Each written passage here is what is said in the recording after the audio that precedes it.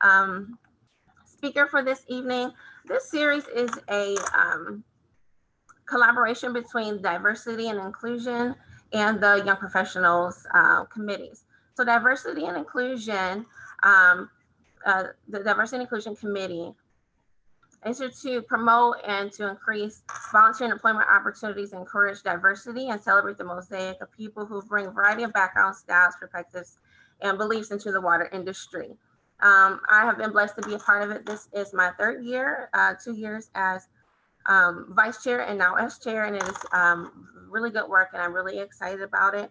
Also, our YP committee, the Young Professionals, the OAWWA Young Professionals Committee is committed to the advancements of students and young professionals in the water industry, and serves as a welcoming mat for the students and YPs of the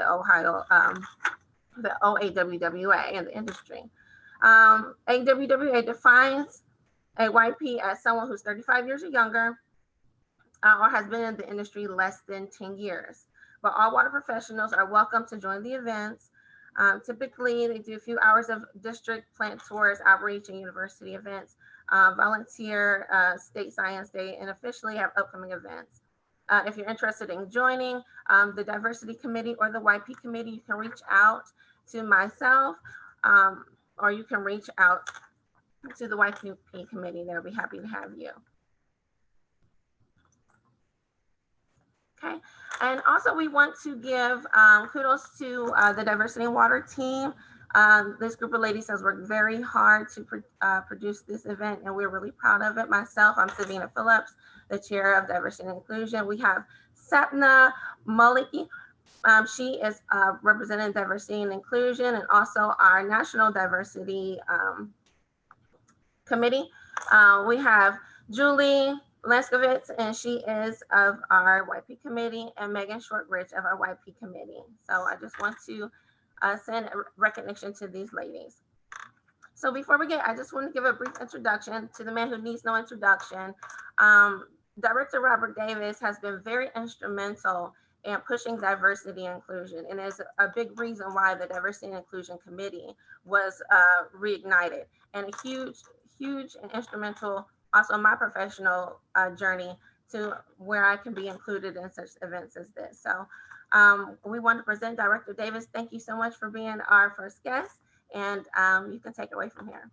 Okay, well, thank you so much, Samina, for that introduction. I would like to thank the Ohio Section AWWA and the Diversity Committee Chair, Davina Phillips, for allowing me to take part in kicking off the new year and understanding the importance of diversity and inclusion along with equity.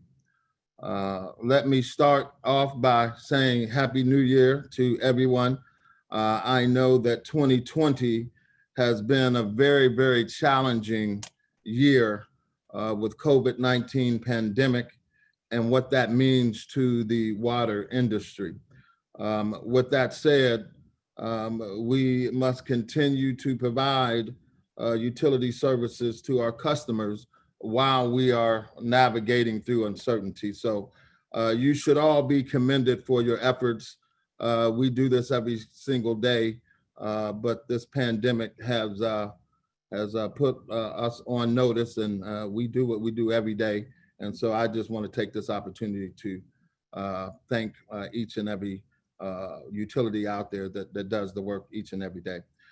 With that said, I'm going to talk a little bit about my history, talk a little bit about my journey, and I'm going to talk a little bit about my legacy. And with that being said, I was born and raised right in Warren, Ohio.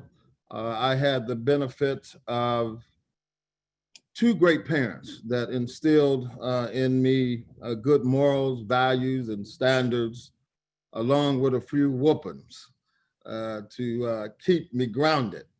And I'm not talking about electricity, although it was electric. As I graduated from Warren Western Reserve in 1980 and participated in sports. I played football and basketball and baseball.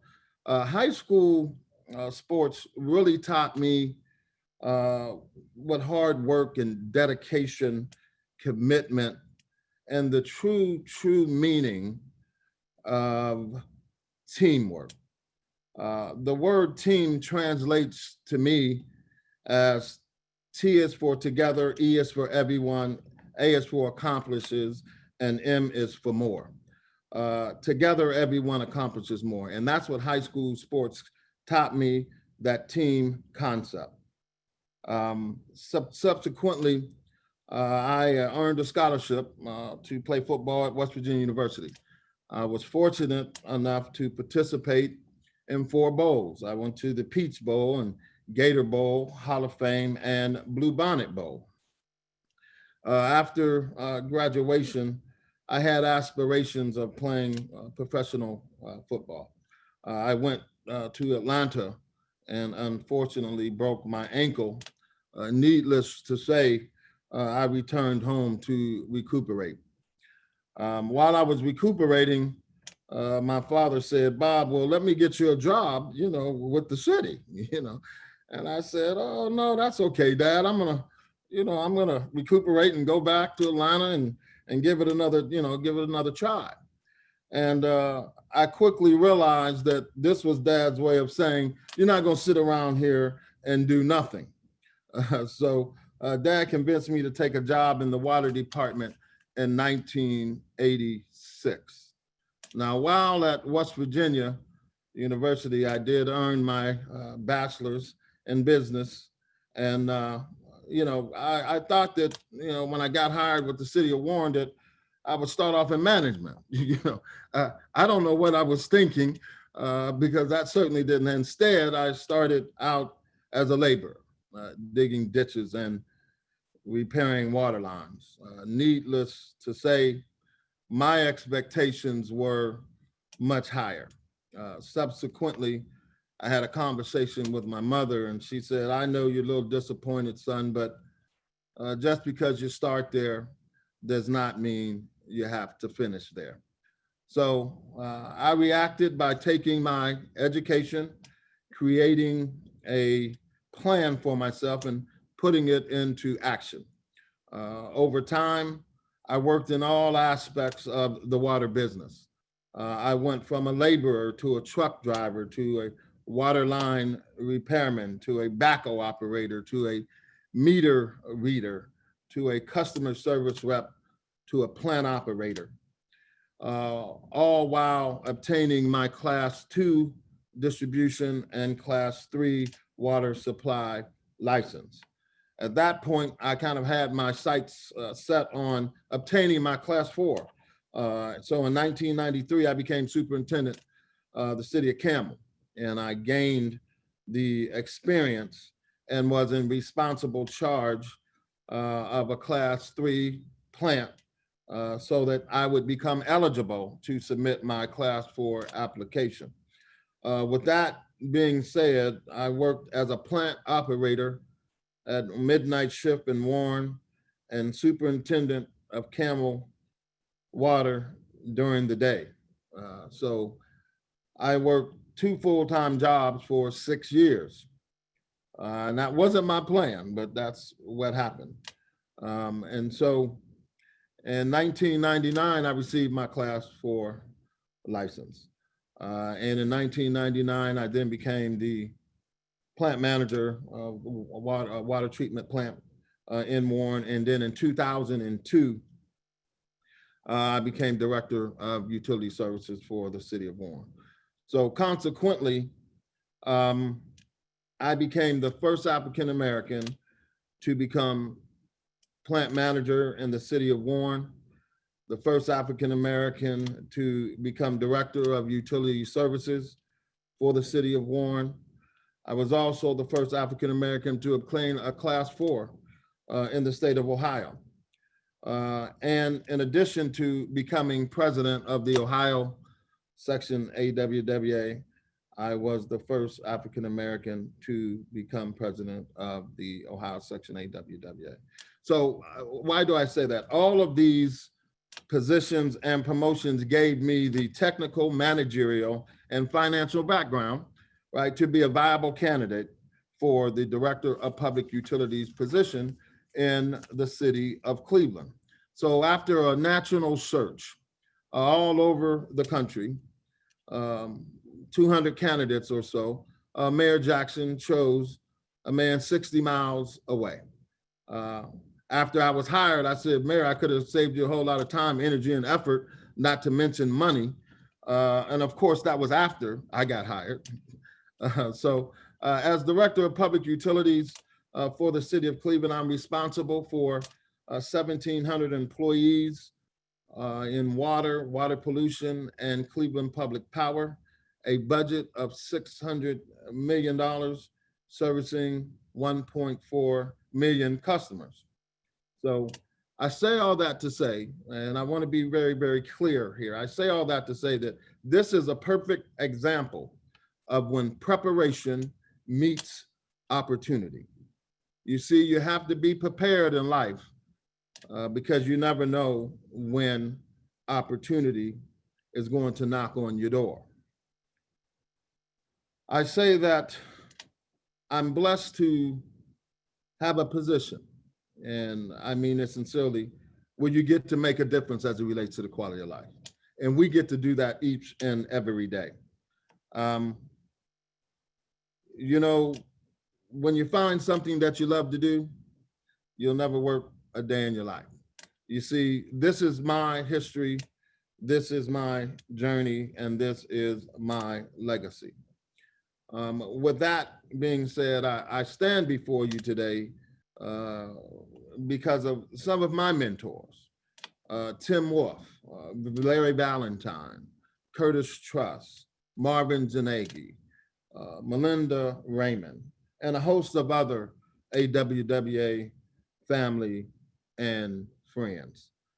You see, there is no limits or no boundaries when you work together. And when you work together, I'm talking about all the generations. I'm talking about the silent generation. I'm talking about the baby boomers. I'm talking about the millennials. I'm talking about Generation X's, Z's, and Y's working together. And you know what that means. Together, everyone accomplishes more. Now, with that said, I'm going to talk a little bit about diversity. The question becomes, what is diversity? Why is diversity important? And why the emphasis is put on it. Diversity refers to both the obvious fact of human life, right? Number one, namely that it is different kinds of people. And the idea that diversity drives culture, economic and social, and innovation. Indeed, decades of research has suggested that the intolerance hurts our well-being, and that individuals thrive when they are able to tolerate and embrace the diversity of the world. See, the word diversity strongly associates with racial diversity. However, that's just one dimension um, of human reality. We also differ to gender and language and manner and culture and roles and sexual orientation and education and skills and income and countless other domains. See, in recent years, some advocates have even argued recognition of neural diversity, which refers to a range of differences in the brain and how the brain functions. And this is how serious we're talking about that. That is phenomenal. Research shows that differences do make it harder for people to connect and empathize with each other. Navigating differences can be very, very tough, whether in the classroom or in the workplace. Our personal relationships, and yet people, they do it all over the world, right? They practice this all over the world. The pro-social skills such as empathy and forgiveness, and that develops over time with an intentional knowledge and practice in diverse societies, cultivating our ability to forge relationships across different actual increasing our well-being. And so that's what I believe that diversity is. It is something that we all should practice. The next question I always ask myself is, what is inclusion?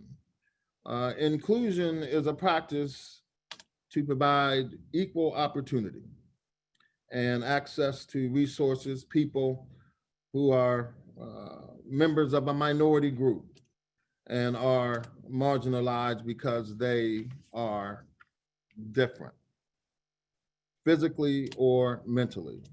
Inclusion simply means to me, ladies and gentlemen, that it's the acceptance of celebrating of people belonging to different backgrounds. And that is what is very, very important. And that is why diversity and inclusion is important. I do couple that with equity. I think when you talk about diversity and inclusion, then equity is right there, right? And the principle of workplace equity dictates that employees are treated fairly in employment decisions. And so that's why it ties in without regard for gender, race, or other personal differences. It really does. While workplace equity holds a clear advantage for some employees, not for others. And I think we know that. I think we know that men generally make more than women. We generally know that Caucasian men make more than African American men. We know this, and that's why we have to continue to work on this. While often used interchangeably, equity and equality means different things, and it leads to different results. When you treat everybody equally, what do? You treat them the same, right? You treat them the same. But when you treat everybody equitably, right, we focus on individual needs in a diverse workplace, which means differences exist and people require support in different ways. And so when you manage folks, you have to manage folks differently. There's different racial, ethnic backgrounds and everything else, and you have to kind of manage that, right? Equity to us is acknowledging that everyone is different, needs and experiences and opportunities. So let's talk now just a little bit, if you will, indulge me for a second, about diversity in the workplace. We practice a lot of things here in the city of Cleveland, but I think what's important and very, very, very close attention here, we should have to have diversity start at the top, right? So diversity and inclusion in the workplace starts at the top with CEOs and COOs and mayors and directors and chiefs and executive level management to buy into diversity. Because if you don't buy into diversity at the top, there is no way that that information will get disseminated down. And when it gets disseminated down, right, to all these staff, then you start to outline the importance of diversity and inclusion, and all the employees really now get to play a very, very important role in diversity and creating an environment that is truly, truly inclusive. Here at Department of Public Utilities, we have many programs and initiatives. We promote diversity and inclusion in many different ways. We have employee engagement and recognition. We have the Youth Opportunity Unlimited, which is our summer program. We have internship program for college students. We have STEP, which is a student technical enrichment program. We have apprenticeship programs. We have what you call Women's History Month, and we celebrate all the ethnic programs celebrating one's rich heritage and culture. All these programs are designed to promote diversity and inclusion. So one of the things that I want to really touch on and what I'm excited really about is the apprenticeship program. Um, we just started, we're in the second year of our water distribution apprenticeship program. And what we are doing is soliciting high school students right out of high school for a viable career in utility industry.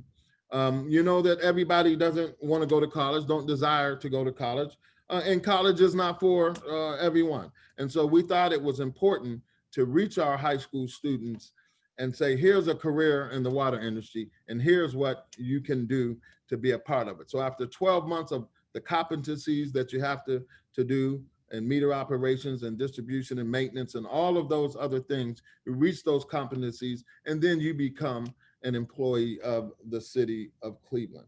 And so I'm just excited about the opportunity that we have for these kids. And that's what we do. We give opportunities and we hope that they make the best of it. But we are very, very excited. And that's one of the things that I'm most proud of, that we was able to do that. And then we went into sewer, and we was also able to do it in water pollution control. And we are in the first year of the sewer service worker apprenticeship program. So we're expanding these programs. We are embracing these young folks, and I hope that we continue to drive these initiatives and practices as we move forward. Maybe even a customer service apprenticeship program kind of going forward as well. So I want to tell you just a little bit about the statistics that shows that diversity and diversified organizations are 35% more successful than organizations that do not practice diversity. It's clear. It's in the numbers, right? 35% more successful than those who do not practice diversity. So when I'm talking about diversity, I'm talking about gender, race, language, experience, cultures. I'm talking about all of that. And when we work together, and I mean that sincerely, when we work together, we then advocate for others. We speak against injustices. We give credit. Here's a novel idea. We give credit where credit is due. We share the spotlight. Everybody don't like to do that, but you have to share the spotlight. We educate ourselves, and most importantly, we listen, right? And I know that everybody says, oh, well, listening's easy. No, I don't. However, I believe the vast majority, it's not. Why do I say that? Because you have to stop talking to listen. And a lot of folks are talking and they say they hear you, but they really do not. So all of these things I've outlined reflects one's attitude. Attitude can make or break a person, a home, a relationship, an organization. I think that bears repeating. It can change a home, a relationship, a person, or an organization. And that is, I truly mean that. That is something that attitude is something that you have to have a good one in order to move this needle on diversity. The good thing about attitude is, though, you can change it. You can't change the past, and you certainly cannot change the inevitable. So the older that I get, and I'm not going to tell my age, but the older I get, the more I realize that life is 10% what happens and 90% of what happens to me and how I react to what happens to me. And so you can take that attitude and you can, when I started off in the career in 1986 as a laborer, I could have said, I don't want to do this. I could have said, I got a college degree. Why do I have to start in the ditch?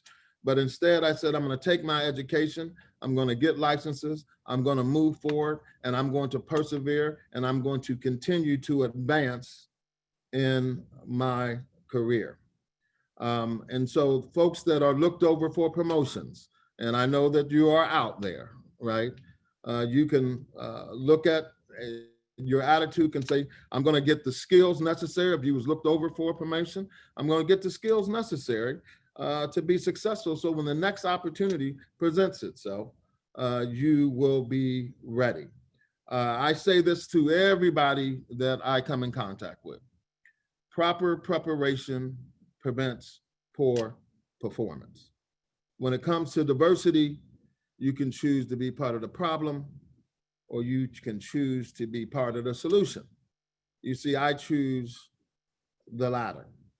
You can choose to use techniques like compassion, empathy, gratitude, forgiveness, mindfulness, having a purpose, and happiness to show that you really, really care about diversity and inclusion and equity awareness.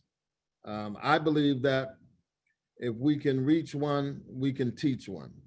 And until we all share in health, wealth, and prosperity for all. And when I mean all, I mean everybody sharing in health, wealth, and prosperity for all. We still have a lot of work to do. Diversity, inclusion, and equity are so very, very important. Let me be clear, we are all better together. Now, how are we doing on time? We're doing okay? Okay, in closing, I just want to share some encouragement and what I call life lessons.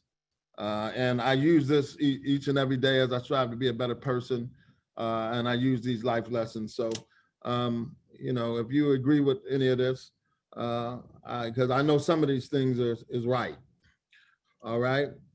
How many of us believe that life is not always fair, but it's still good? Yeah, I know that's right. I know that's right. Life is too short wasting your time hating anyone, right? It's you're wasting your time. Your job won't take care of you when you're sick, but your friends and your family will. So stay in touch. You don't have to win every argument. Agree to disagree, which means what? Diversity. Make peace with your past so that it doesn't affect your future. Listen, make peace with it. Do not compare your life to others. You do have no idea what their journey has been all about. We are uniquely designed. We are uniquely designed for a divine purpose, which means what? Diversity.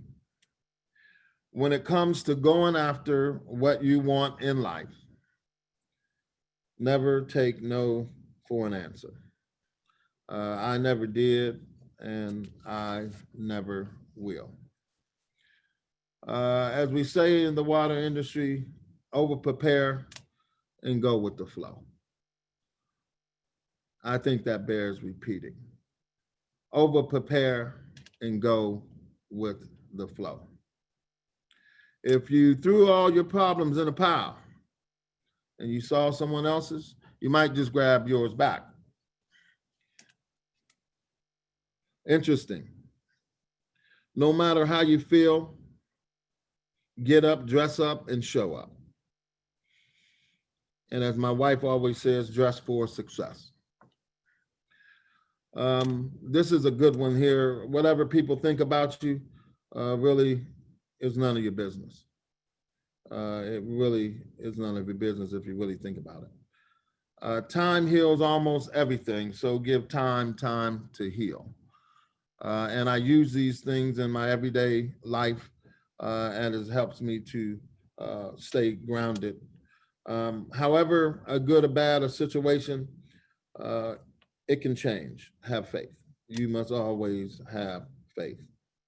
I'm still working on this because I am a work in progress.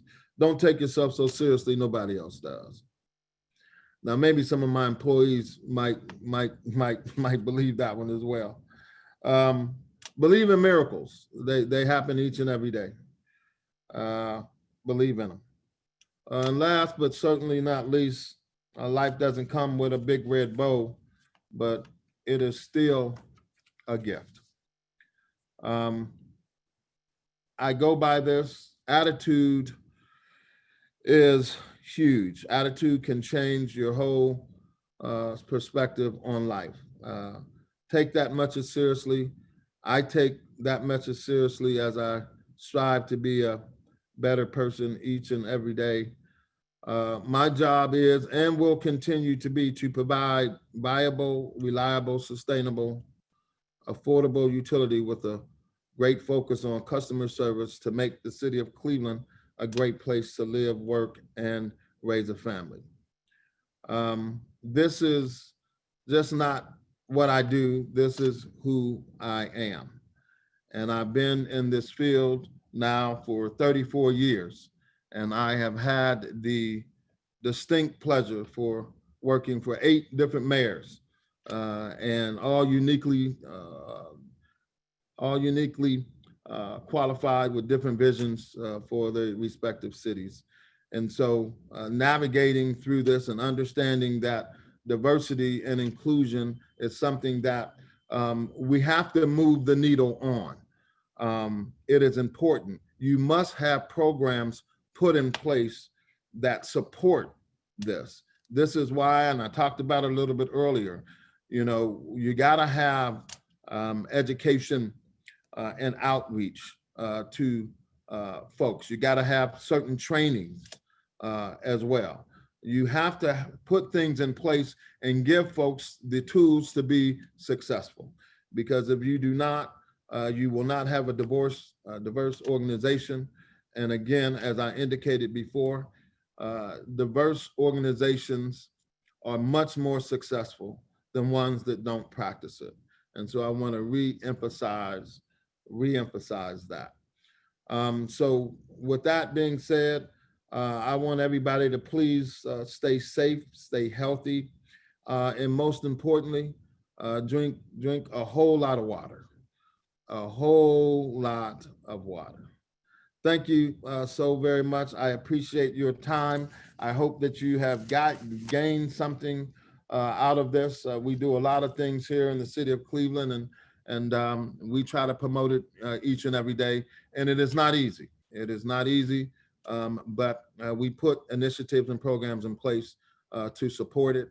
And I support it as the director, and I disseminate that information down, and that's why it is important as what it is to me personally, as well as all the obstacles that I have been through in my life as we talk about diversity and inclusion and also equity. So thank you so very much for allowing me to talk with you a little bit about this, and I would at this point maybe open to any questions that anyone may have. Thank you very much, Director. We really appreciate hearing your story. If anyone has any questions, you can put them in the chat box. We do have some questions that were previously submitted. The first question was, how does diversity impact your professional and personal path? Um, wow, a whole lot. Again, as you heard my story, and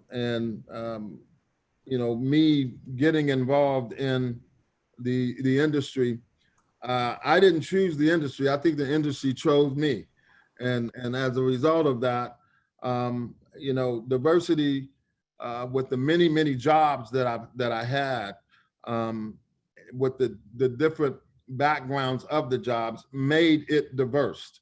So every job that I had prepared me for something. So having a diverse background is very key to whatever you're trying to go, wherever you're trying to go. I believe that it is very important. Diversity to me means that it allowed me to share my stories, network, and then get others involved. And diversity really is about educating and training folks to understand it. And I got that early in my career with all the hands-on approaches that I had and the technical experiences that I had. And so diversity, I think, played a very, very crucial role in my career, being the first African-American to do several different things, as I outlined earlier. It's been phenomenal. So diversity and inclusion is something that helped me along my career in terms of the opportunities that I had as a result to a diverse background. Okay. We have a question in the chat from Chelsea Diallo. How do you stay motivated? What's your motivation, especially during the pandemic? My motivation, wow, my motivation is to keep everybody safe and healthy. And because during this pandemic, my motivation is to really continue to provide the services that our customers have come accustomed to. And we have to do that despite the COVID-19 pandemic. We have to, it is business as usual for us. If our plant operators or whomever catches this, it can spread. It could be a devastating effect on the utility. And so it is very, very important that we focus on that service delivery, and we continue to do that throughout this pandemic. We've had to have folks work from home and work here and all of that, and navigating around that uncertainty was that. But my motivation really is just to keep everybody safe and healthy and be able to provide the services that our customers are become accustomed to. Okay. We have another question that was previously submitted, and then I saw some hands go up, so we'll address those also. How has the utility industry changed in the past 5 years?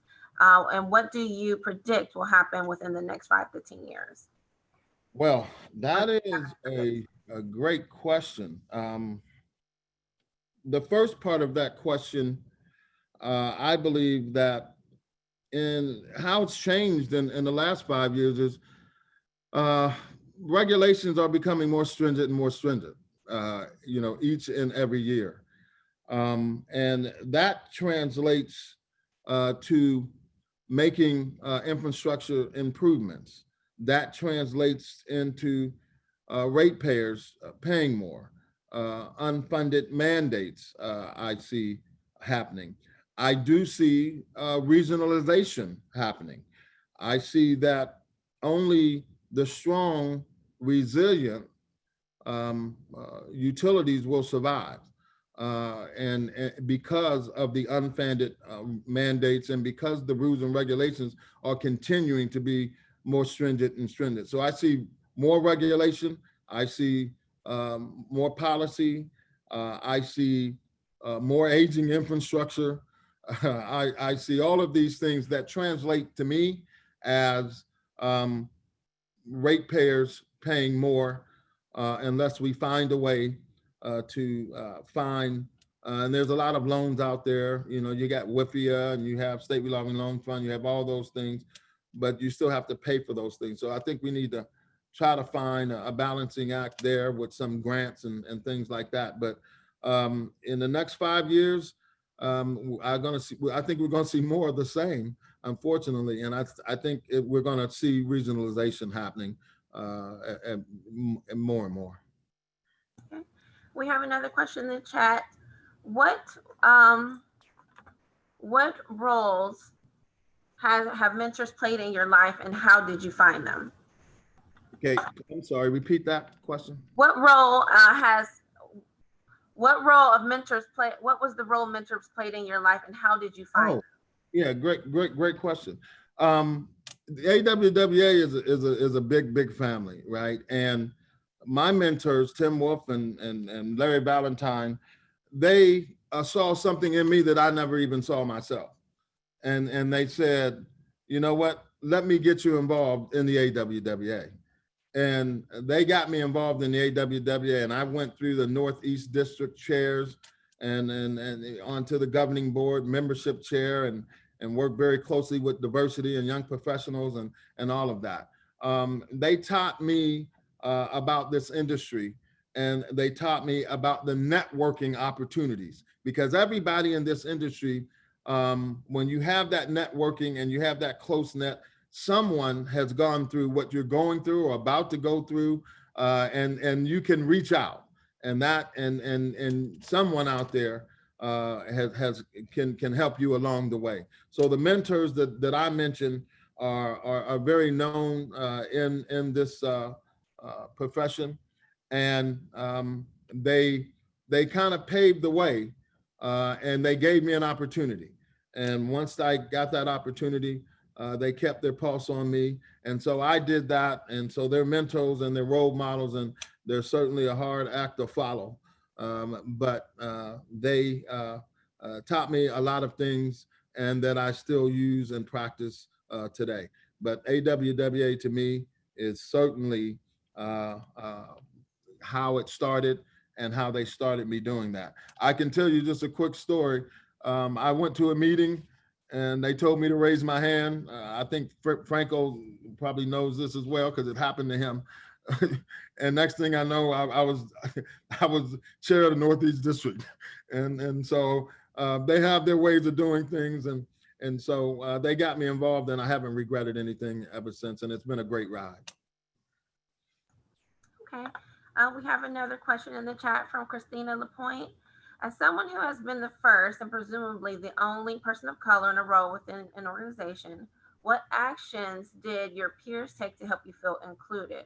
Or what could they have done to foster inclusion? Um, well, I think that putting me on the path um, of what I call my destiny now, but putting me on that path really kind of helped shape and mold my career. And so they included me in everything. All the things that are happening with the AWWA, anything that was happening with my employment. And so I felt a part. I felt included in a lot of these things, although the water industry was predominantly a white industry. I will be clear about that. But I always felt included because the mentors that I'm talking about included me. They made me feel like I was a part of something.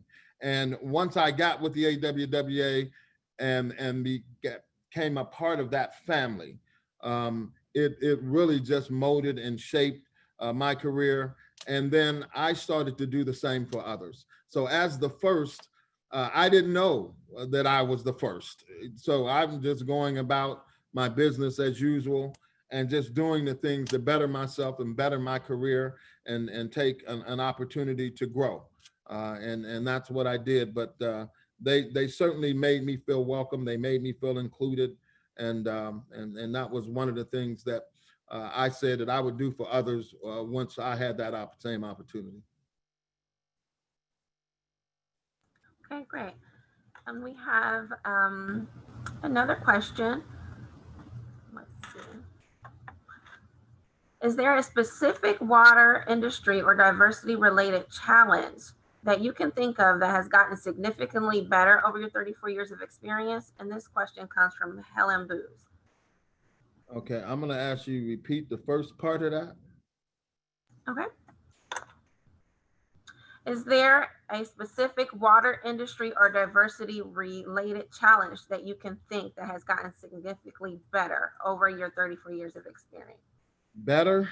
I don't know if it's gotten better. I think there's just more awareness about it.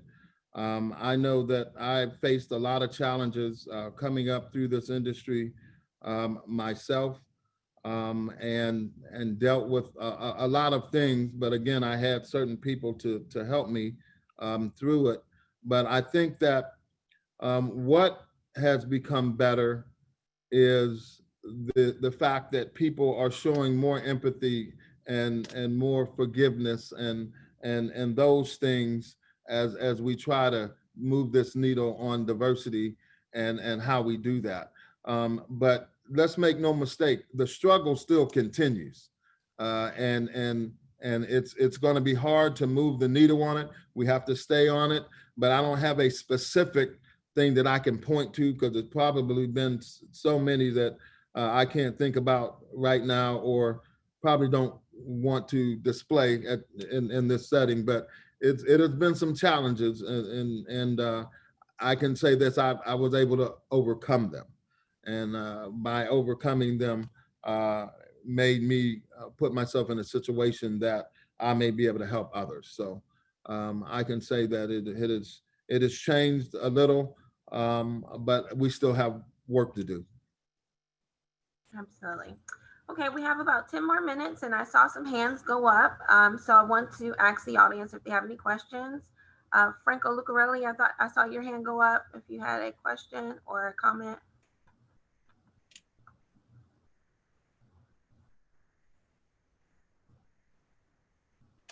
Okay. I also saw Franco no I'm change. sorry. Oh, Yeah, I'm sorry. No, actually, I just wanted to thank Mr. Davis for taking the time to give us the history of his career and the route that was taken, and how he explained to everyone uh, that it wasn't an easy journey, but it was a journey that he put his nose to the ground and worked hard, and proved that that journey of success can be achieved if the desire is there and you're willing to work and put the time and effort in. So I just wanted to say thank you to Mr. Davis for uh, giving everybody on the meeting tonight the opportunity to hear that story, because it's a very inspiring story at that. Well, thank you, Franco. I certainly appreciate that. I certainly appreciate that. thank you. And we have another question from our previously submitted list. What is one piece of practical advice that you would give someone who is starting out in the water industry? Oh, if you're starting out in the industry, the first thing I'm going to say is join the AWWA. That's number one. If you're starting out in the industry, join the AWWA, because the networking opportunities are priceless, and a lot of things happen, and people know people, and sometimes it's not who you know, it's who knows you. And so I would definitely want to say to get involved in the AWWA, but more importantly, to make sure that you advance in your career and you see what's important to you, and you continue to work towards that. If you're starting, talk to people in the industry, get them to understand what maybe some of the things that you may want to go into, and folks would just really navigate to you, because that's what happened with a lot of folks that I come in contact with. They just want to know what should they do, where should they go, and so you really want to start off with being part of the AWWA, and then from there get the licenses. If you're in water treatment or sewer treatment, get the licenses. And that advance your career, because that's what happened with me. I got licenses. I got a class 1, 2, 3, and 4, and that kind of shaped my career. And so make sure that you do that. Get as much training as you possibly can. Training is essential to success in this field. And most importantly, and we've talked about it, listen, because when you're young and you're out there and you're energetic and you want everything right now, listen and be patient, because you want things to happen right now. But like I indicated before, you have to be prepared, and you need to look at how you need to be prepared to meet the next employment opportunity in the future. So start with the AWWA and get all the training and education necessary so that you can advance. Thank you. And we have quite a few questions, so we only have time for a few more. And then this one I actually received twice. What do you think is holding us back, and I'm assuming us as the water industry, from maximizing diverse groups of people? Oh, it's just a tough topic. It's such a tough challenge, um, because this world is diverse, right? And it's diverse in a way that everybody doesn't understand it. And until we can truly be diverse and come together, then we can learn more about. And it comes through communication. I think you have to start with communication when you're talking about the diversity and trying to become more diverse. It is a challenge to have people that look differently than you accept you. And so there's a lot of things that has gone on in this world, systemic racism and a lot of these things that have happened that makes it difficult. It's a tough conversation to have, but it needs to be had. And again, as I indicated before, it has to start at the top. And if it starts at the top, then you have an opportunity to truly try to make a difference. And again, diversity or diverse organizations are more successful, and and we need to figure out why and why that is, and who's driving that. And I think you really have to have a really good HR department that drives training and all of that to talk a little bit more about this. And so I think the more we talk about it, the better that we'll be in understanding it and communicating it and trying to move the needle on diversity. But the struggle continues, and it's gonna take some time. But you got to start with one. Like I said, if you can reach one, you can teach one, and that one can teach another, and then you have an opportunity to try to make a difference. But we got a ways to go. Thank you very much for that. So we're coming to a close of our event. We have one more question, and then what we want to do is have everyone, if you would join us in taking a photo with the director, if you would turn your cameras on and smile and be a part of our group photo. We're just so thankful to have you all here participating with us this evening.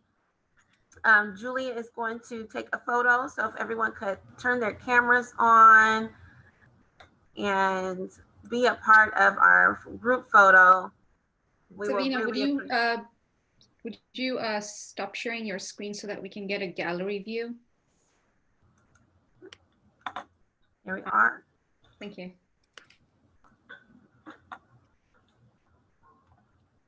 Hey, actually, Sapna, would you mind taking the picture? Just Yeah, because, sure. Yeah, thanks. Okie doke. All right.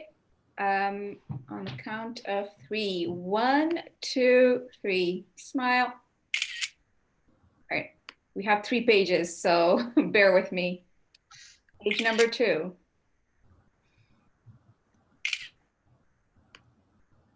Page number 3. 1, 2, 3. Smile.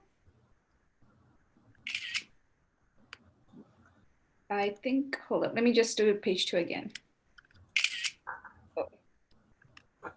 1, 2, 3, smile. All right. I think I got it all. Thank you, everyone.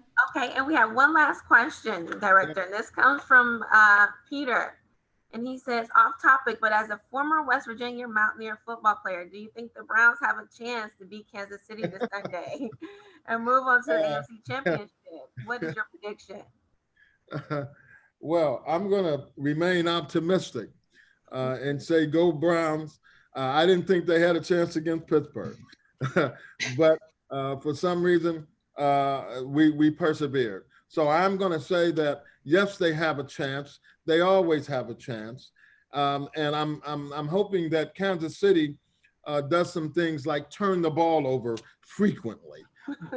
Would be a help. But it'll be a tough contest, but I'm going to remain optimistic and say, go Browns, and we're going to beat Kansas City. Yay. Okay, thank you so very much, everyone, for joining us, Director. Thank you for gracing us with your presence. We appreciate it, and we learned a lot this evening. I want you all to make sure you visit our YouTube channel, Diversity in Water Series, where you can catch up on the latest that we have going.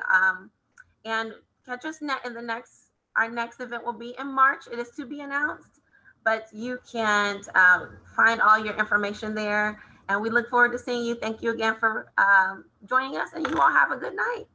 Okay, thank you. It's my pleasure. Bye-bye. Go Browns. Thanks all. Bye-bye. Woo, woo, woo.